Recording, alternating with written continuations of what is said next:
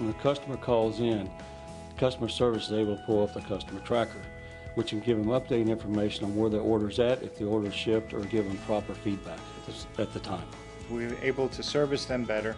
We're able to have what they need in our stock, be able to turn it around, get orders out quickly and accurately with a minimum of problems.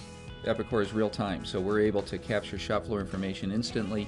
So we'll have customers calling up, expediting on jobs, needing to know the exact status of things, and we do 100% costing and back flushing of our product, which means that we're using the MES module to update all the time.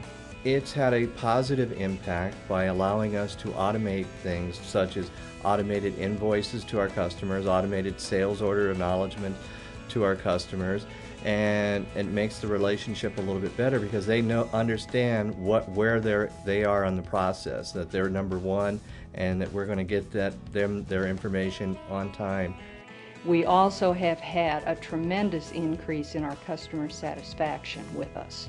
We now have as one of our KPIs a 95% customer satisfaction, and we have reached that and we want to maintain it. We have customers who want certain product in certain packages that can only be shipped on Thursdays, that have to be shipped by a certain carrier, etc., etc. So we keep all of those rules also in Epicor in order to be able to, to track all of that and be accountable to our customers. So that accountability and the knowledge of what we've done and when it needed to get done is very, very critical in today's environment.